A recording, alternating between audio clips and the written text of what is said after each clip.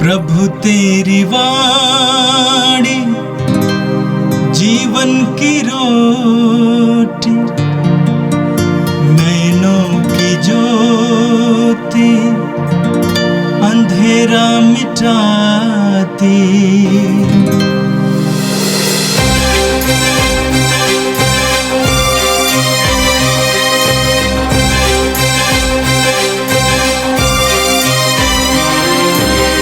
प्रभु तेरी वाणी जीवन की रोटी, नैनों की ज्योति अंधेरा मिटाती।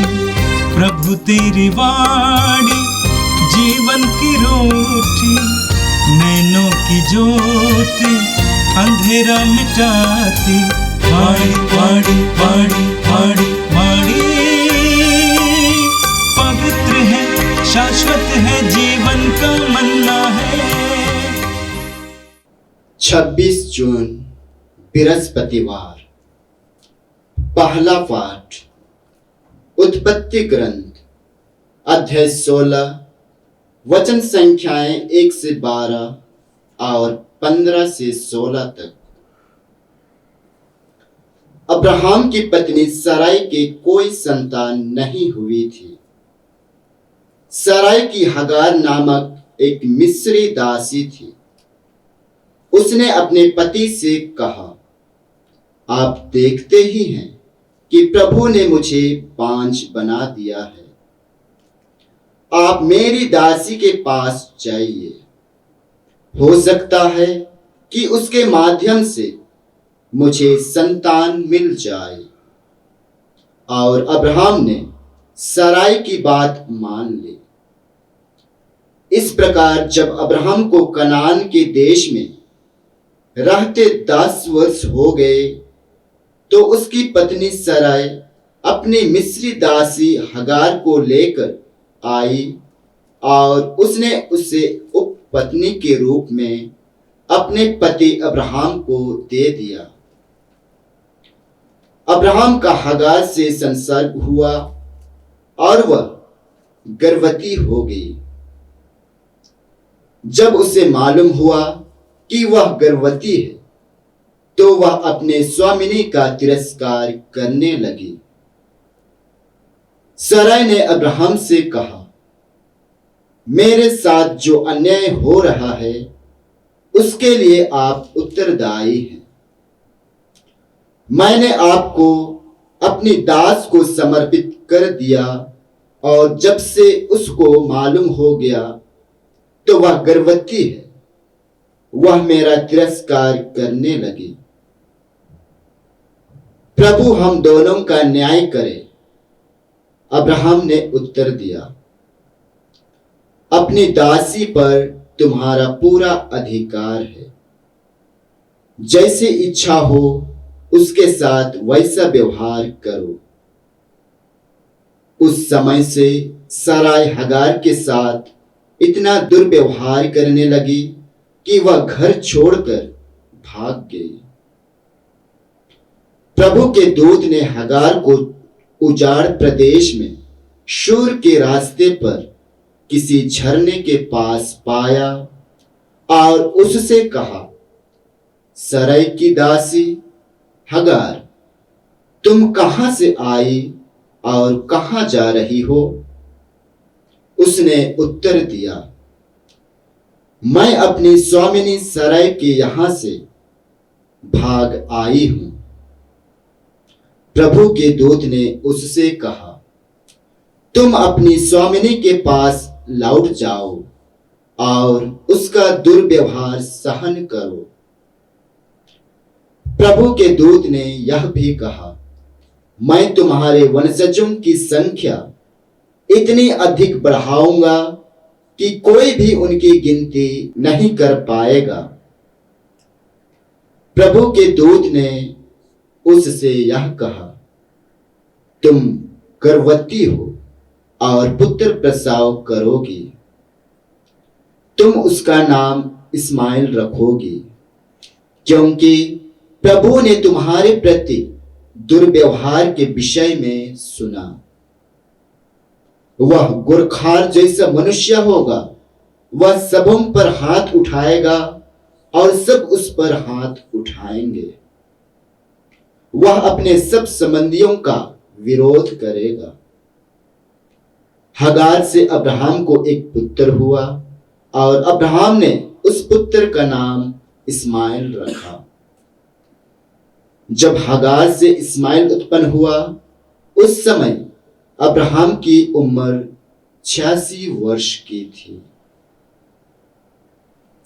यह प्रभु की वाणी है। संत मत्ती के अनुसार पवित्र सुसमाचार अध्याय 7 पद संख्या 21 से 29 तक। प्रभु ने अपने शिष्यों से ये कहा, जो लोग ये प्रभु कहकर मुझे पुकारते हैं, उनमें से सब के सब स्वर्ग राज्य में प्रवेश नहीं करेंगे। जो मेरे स्वर्गीय पिता की इच्छा पूरी करता है, वही स्वर्ग राज्य में प्रवेश करेगा।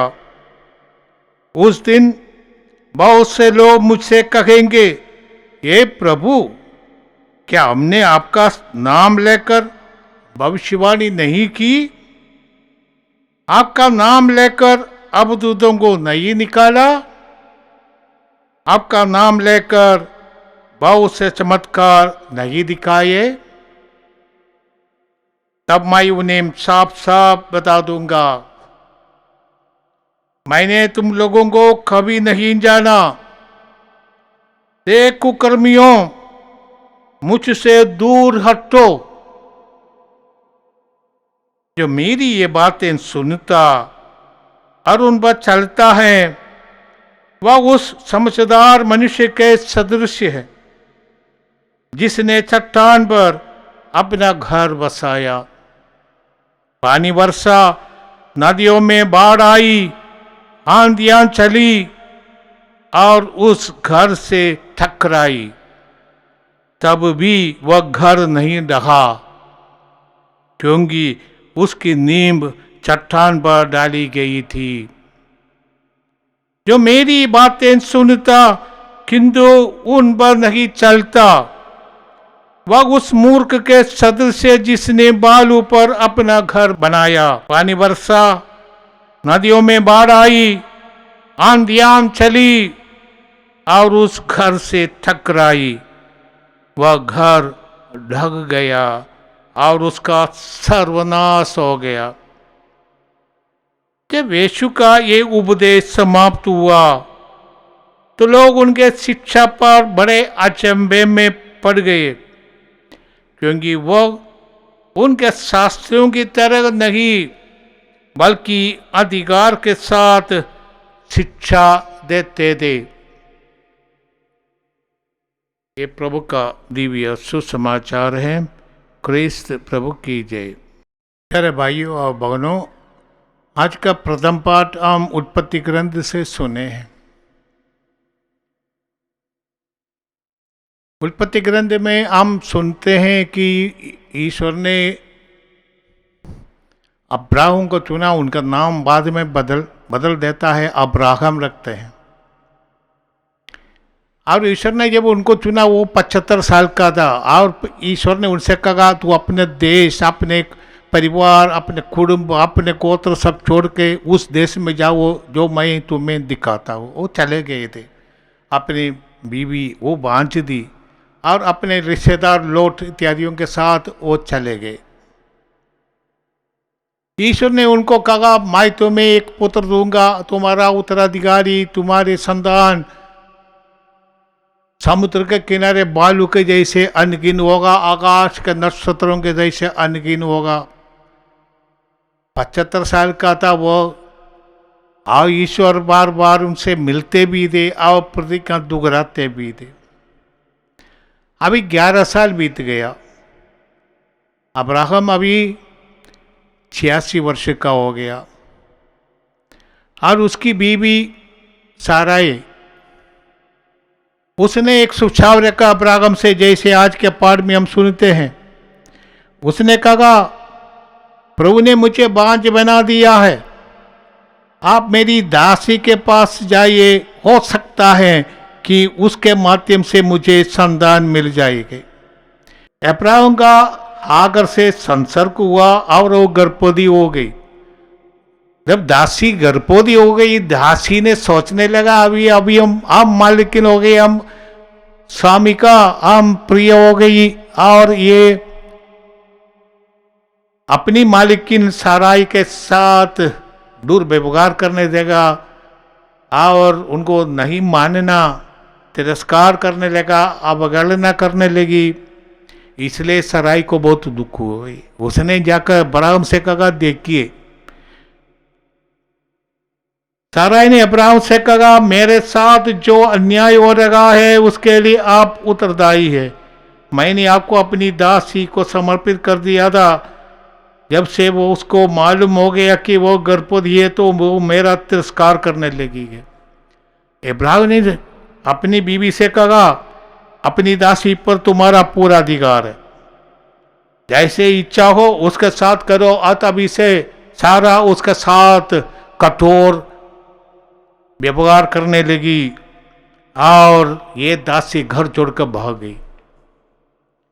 रास्ते में ईश्वर का दूत उनसे मिला झरने के पास और पूछा, साराई की दासी हागर, तुम कहाँ भाग रही हो, क्या हो गया तुम्हारे साथ? तब उसने अपनी बातें बताई। प्रभु के दूत ने उनसे कहा, तुम अपनी स्वामिनी के पास लौट जाओ और उसका दुर्व्यवहार सघन करो। प्रभु के दूत ने और कहा, मैं तुम्हारे वंशजों की संख्या इतना बढ़ा दूंगी और कोई भी उसकी गिनती नहीं कर पाएगा। तुम गर्भवती हो और पुत्र प्रसव करेगी और उसका नाम तुम इस्माइल रखेगी। इस्माइल का अर्थ है कि ईश्वर मेरी प्रार्थना सुनता है या सुनेगा या सुना है, तो कोई भी अर्थ हम दे सकते हैं। इस्माइल, ईश्वर मेरी प्रार्थना सुनता है। और उसको वो नाम देने के लिए कहा। और आगे कहा, वो घोरखर जैसा मनुष्य होगा, मैंने बहुत वाइल्ड और वाइल्ड आस जैसा लगेगा। सबों से वो हाथ उठाएगा, झगड़ा करेगा और सबका उस पर हाथ उठेंगे। वे अपने संबंधियों का विरोध करेगा इत्यादि। इसके बारे में जोब का ग्रंथ अध्याय 29 पद संख्या 5 से 7 में भी हम पढ़ते हैं। तो एक ऐसा एक नई परिस्थिति आ गई। जो प्रभु से बोला था, अगर से उसका ये नाम रखा तो वही ईश्वर है जो मुझे देखता है। असुर ने ईश्वर की बात मान ली, अपनी स्वामिनी के पास लौट गई और जब वो उसने प्रसव किया, वो बेटे का नाम इस्माइल रखा गया। हम लोग इससे देखते हैं कि कभी कभी हम ईश्वर की योजना के अनुसार जाने के लिए तैयार नहीं है। हम अपनी जल्दीबाजी में हम अपनी बुद्धि लगा देते हैं और अपनी बुद्धि कभी कभी हमारे लिए और हमारे उत्तराधिकारियों के लिए समस्या हो सकते हैं। पवित्र आत्मा से परामर्श लेकर हम ईश्वर की योजना के अनुसार चलेंगे, तब ऐसी ऐसी विपत्ति हम नहीं आ पाएगा। आज के सुसमाचार में प्रभु यीशु पहाड़ पर अपने उपदेश समाप्त कर रहे हैं। इसमें दो बातें हैं। सबसे पहली बात है, कौन प्रभु का असली शिष्य हो सकता है। प्रभु यीशु ने कहा, जो मुझे प्रभु प्रभु कर पुकारते हैं, ये सब मेरे शिष्य होने की कोई कारण नहीं। कोई भी मेरे नाम लेकर महान चिन्ह चमत्कार करता है, भविष्यवाणी कर सकता है, अबदूतों को निकाल सकता है, चंगाई और चमत्कार कर सकता है, परंतु इसका अर्थ ये नहीं वो सच में मेरा असली शिष्य है। ये चिन्ह चमत्कार करने का ये वरदान ईश्वर की कृपा है लोगों के लिए। यीशु के नाम पर चंगाई करने वाला का यह अर्थ नहीं है यह पवित्र व्यक्ति है। अर्थ यही है कि ईश्वर इन लोगों पर दया करते हैं, ईश्वर इस व्यक्ति को अपनी दया का साधन बनाते हैं। ईश्वर कृपालु है, लोगों की पुकार सुनते हैं और पुकार सुनकर उनकी भलाई चाहते हैं, इसलिए लोगों को चुनते हैं। प्रभु यीशु कहते हैं केवल वही मेरा शिष्य है जो ईश्वर की इच्छा पूरी करता है। ईश्वर की इच्छा को ढूंढना, उसके अनुसार अपने जीवन को परिवर्तित करना, वही व्यक्ति प्रभु यीशु कहते हैं असली में मेरा शिष्य है। प्रभु यीशु भी स्वयं ये करते थे, अपनी पिता की इच्छा पूरी करने के लिए मैं आया हूं। जो उनका सुसमाचार अध्याय 4 पद संख्या 34 में हम पढ़ते हैं, जिसने मुझे भेजा है उसकी इच्छा पर चलना और उसका कार्य पूरा करना, यही मेरा भोजन है। जो उनका सुसमाचार अध्याय 5 पद संख्या 30 में प्रभु कहते हैं, जो अपनी इच्छा नहीं बल्कि जिसने मुझे भेजा है उसकी इच्छा पूरी करना चाहता हूं। जो उनका सुसमाचार अध्याय 6 पद संख्या 38 में प्रभु कहते हैं, मैं अपनी इच्छा नहीं बल्कि जिसने मुझे भेजा है उसकी इच्छा पूरी करने के लिए स्वर्ग से आया हूं। अगर समय ने भी प्रभु ने कहा, यदि भी प्रभु पिता से कहा, पिता ये प्याला मुझसे दूर हो जाए, 3 बार पुकार पुकार कर कहा, परंतु पिता ने का जवाब दिया ये तुम्हें पीना है। तब यीशु ने कहा मेरी इच्छा नहीं तेरी इच्छा पूरी हो जाए। और यीशु ने क्रूस पर मरते वक्त कहा सब कुछ पूरा हो गया। तो ईश्वर की इच्छा पूरी करना ही यीशु के लिए अपना दौत्य था और यीशु पिता के प्रति विश्वस्त रहा अंतिम तक। प्रभु यीशु अपने शिष्यों से भी चाहते हैं, यदि मेरी शिक्षा तुम्हें बनी रहती है तो तुम मेरा शिष्य हो। यीशु की शिक्षा सुनने में 3 बातें आती हैं। एक तो सुनना, दूसरा समझना, तीसरा है उसको आत्मसात कर देना। बहुत लोग सुनते हैं परंतु सब लोग समझते नहीं, और जो समझते हैं सब लोग इसको अपनाते नहीं, जीवन में लागू नहीं करते हैं, क्योंकि ये तो कठिन शिक्षा है। यीशु की शिक्षा संसार की दृष्टि से कठिन है। प्रभु ने कहा अपने शत्रुओं को प्यार करो। प्रभु ने कहा जो मेरा अनुसरण करना था से वो आत्मा त्याग करे, अपने क्रूस उठाकर मेरा अनुकरण करे। जो मेरी शिक्षा मानने के लिए तैयार है, जो मेरा शिष्य बनना चाहता है, जाओ अपनी संपत्ति बेच दो, गरीबों को दो। प्रभु ने कहा कोई भी मेरा अनुसरण करना चाहता है वो हाल के पीठ पर हाथ लगाने के बाद पीछे मुड़कर मत देखना, आगे जाना। ये तो कठिन शिक्षा है। इसलिए प्रभु आज कहते हैं तुम्हें जो वरदान मिला है भविष्यवाणी करने का, चंगाई करने का, ये कोई गारंटी नहीं है असली में तुम मेरे शिष्य हो। गारंटी इस पर है तुम मेरी शिक्षा के अनुसार अपने जीवन को परिवर्तित करते हैं, तब तुम मेरा शिष्य है। प्रभु ने कहा मैं उनसे साफ साफ बता दूंगा, मैंने तुम लोगों को कभी नहीं जाना, कुकर्मियों मुझसे दूर हटो। जो प्रभु की शिक्षा पर नहीं चलता है, केवल प्रभु के नाम लेकर चिल्लाते हैं या प्रभु का नाम लेकर भविष्यवाणी करते हैं, परंतु अपने जीवन में इस शिक्षा के अनुसार अपने जीवन को बदलता नहीं, अपने जीवन में लागू नहीं करता है, तब वो प्रभु कहते हैं तो कुकर्मी हो, मुझसे दूर हट जाओ। और आज अपनी शिक्षा समाप्त करने के लिए जो पहाड़ पर जो उपदेश दे गए थे, प्रभु ने कहा जो मेरी शिक्षा को अपनाता है वो व्यक्ति समझदार मनुष्य के जैसा है जिसने अपना घर चट्टान पर बनाया। चट्टान पर घर बनाएगा, वो चट्टान है यीशु, वो चट्टान है यीशु की शिक्षा, वही चट्टान है।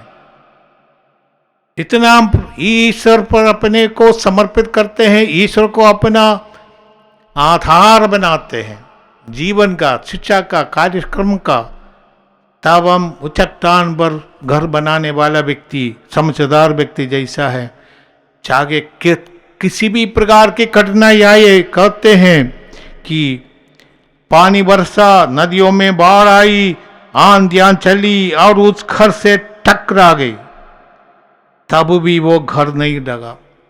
कोई भी समस्या आपकी जिंदगी में आए, वो सब है आंधी तूफान, एक अर्थ ये नहीं है क्यों जैसे महामारी आती है, बीमारी आती है, कभी कभी ना इलाज वाली बीमारी, कैंसर जैसा बीमारियों के लिए अभी भी कोई लोग कहते हैं इसका इलाज है, फिर भी ऐसे कई बीमारियां कोई इलाज ही नहीं है। विचलित नहीं होते जो चट्टान पर अपने घर बनाया है, वो उस बीमारी को स्वीकार करेंगे, आगे चलेंगे विश्वास के साथ, धन्यवाद देते हुए चलते। मैं कैसे कई व्यक्तियों को देखा है, कैंसर के रोगी हमारे सामने हंसते रहते हैं, संतुष्ट रहते हैं, परंतु उनको इतना दर्द है शरीर में, परंतु वो कहते हैं प्रभु मेरे साथ है, इसलिए वो ना तो डरते हैं ना तो ये दुख को महसूस करते हैं, वो प्रभु से जुड़े रहते हैं। पौलुस ने कहा हम जो कष्ट सहते हैं, जब हम यीशु से जुड़े रहते हैं, वो कष्ट यीशु के कष्ट का एक हिस्सा बन जाते हैं। विश्वासी कठिन परिस्थितियों के सामना कर सकते हैं जब वो यीशु से जुड़े हैं, वो चट्टान पर अपना घर बनाया है, वो कभी विचलित नहीं होता, परंतु केवल हलो ये प्रभु कहने वाला, परंतु प्रभु पर इतने जुड़े नहीं है, कठिन परिस्थिति आने पर सब कुछ खो देता है। परंतु जो ईश्वर से जुड़े हैं, यीशु से जुड़े हैं, वो मूल्यों को जारी रखेंगे किसी भी परिस्थिति में, क्योंकि वो जानते हैं मैं मेरे प्रभु से जुड़े हैं और मेरे प्रभु सच में ईश्वर है, उनकी शिक्षा मेरे लिए चट्टान है जिस पर मैं अपने जीवन को स्थापित करता हूं।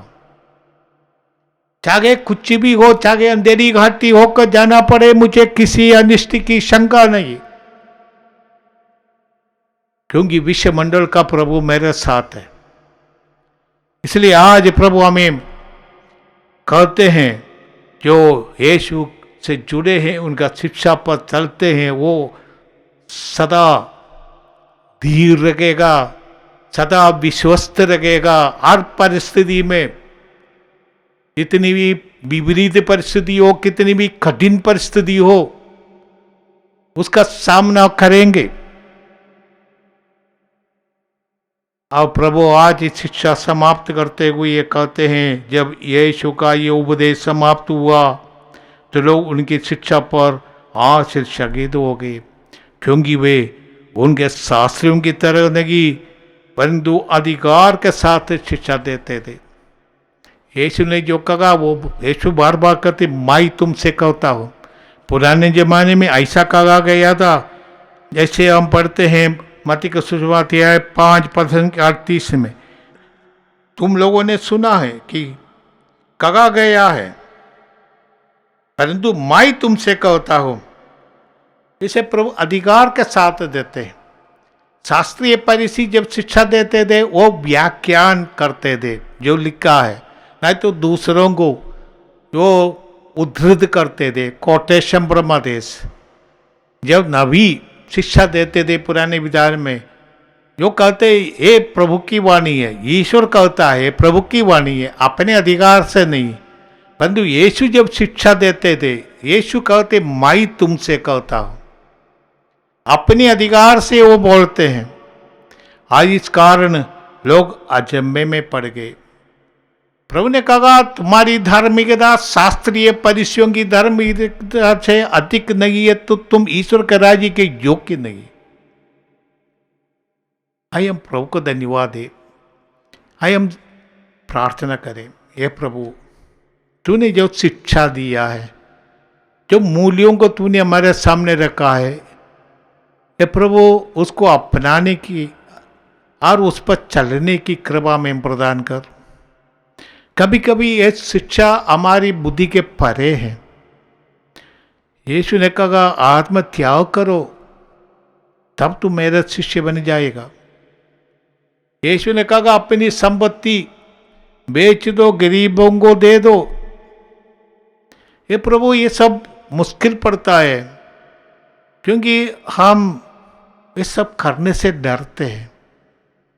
प्रभु हमें तो आत्मा का अभिषेक दे कि हम तुझसे जुड़े रह गए, तेरी शिक्षा पर चलते रह गए और इस शिक्षा हम अपने जीवन में लागू करके, जैसे तुमने कहा संसार का तुम ज्योति हो, पृथ्वी का तुम नमक हो, पहाड़ पर तुम बसा हुए नगर हो, प्रभु हम अपने जीवन में इसको कर सके। ये प्रार्थना हम करते हैं हमारे प्रभु क्रिस्त के द्वारा, आमीन।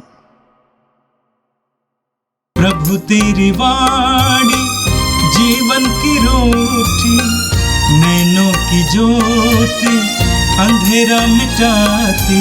वाणी वाणी वाणी वाणी वाणी पवित्र है, शाश्वत है, जीवन